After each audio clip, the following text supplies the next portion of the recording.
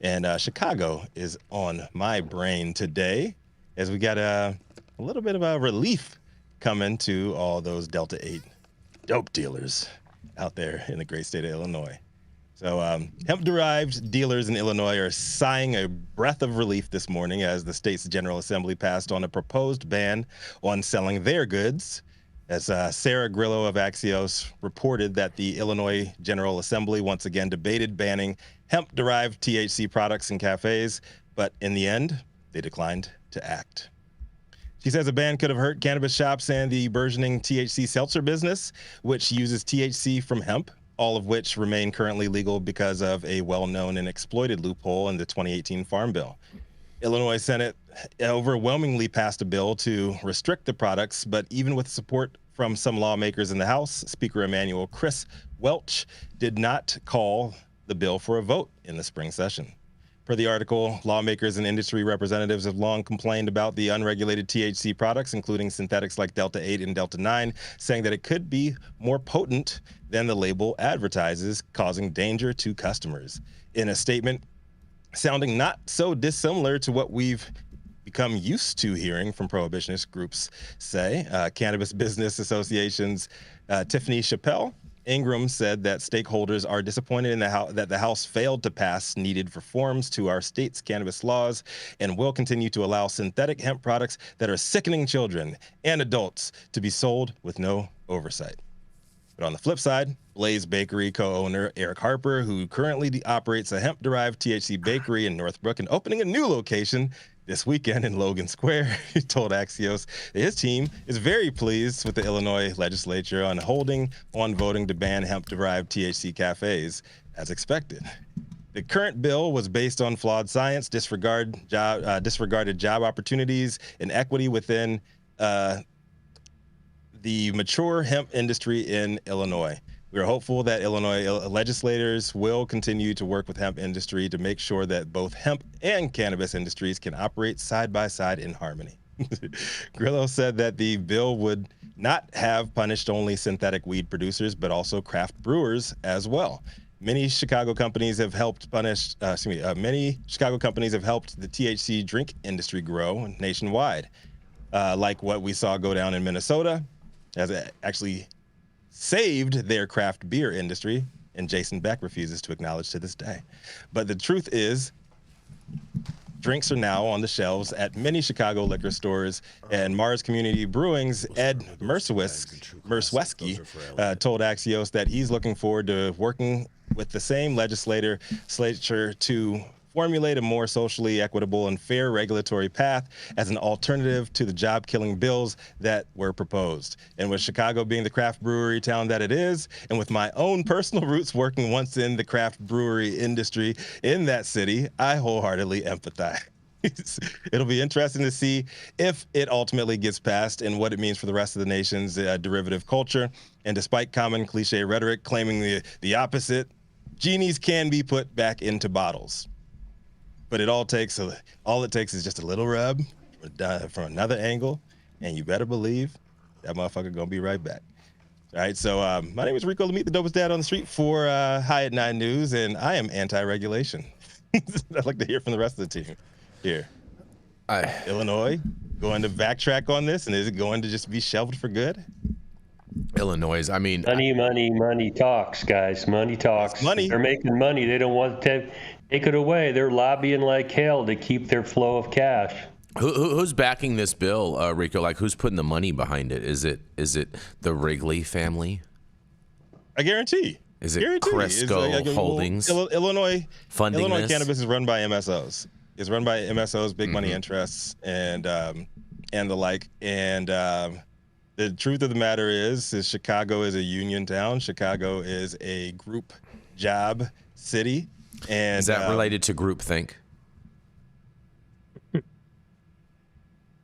It is a big union city. It is a lot of people that pull together, and there's a lot of jobs out there that are going to be killed if you do away with these derivatives, right? Like, so it's going to happen, and I don't think this is going to actually get passed. Mm-hmm.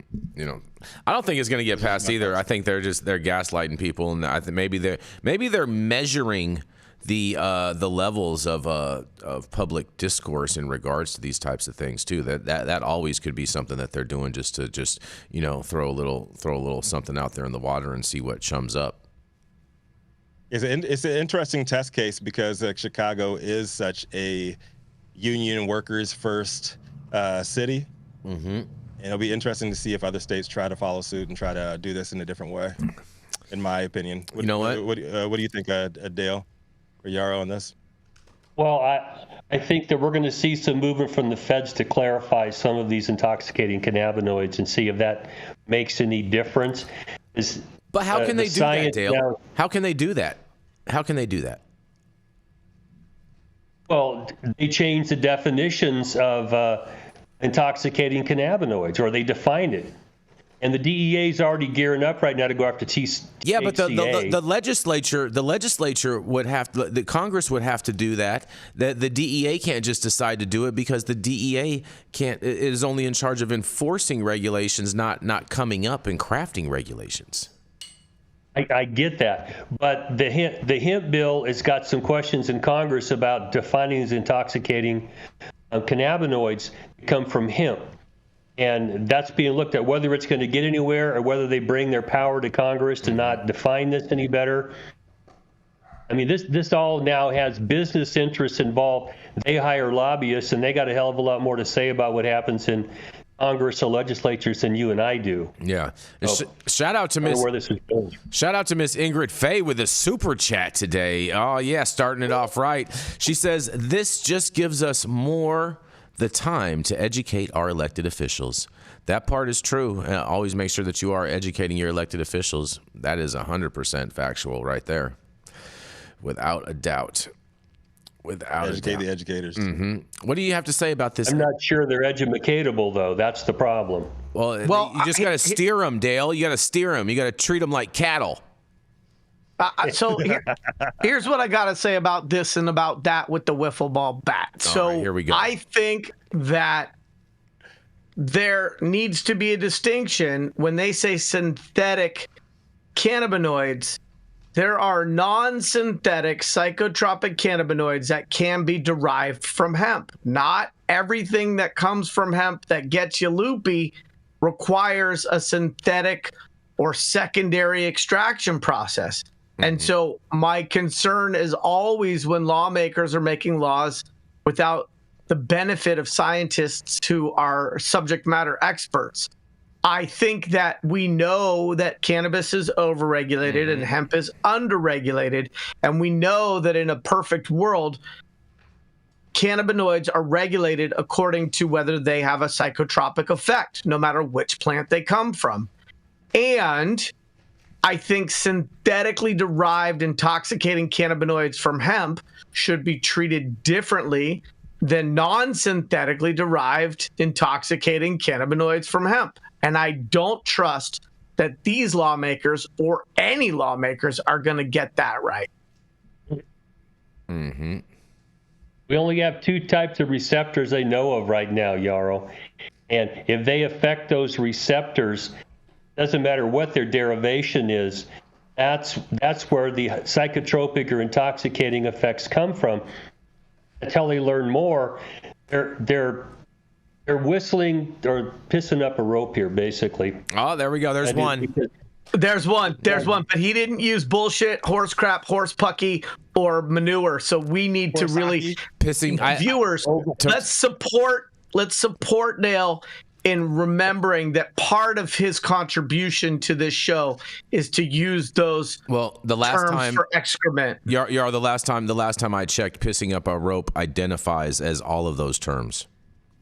So I tried it after he said that 3 or 4 times, and I have to tell you, I have some stained jeans that the dry cleaner can't manage to get those spots out of. It's very difficult to piss up.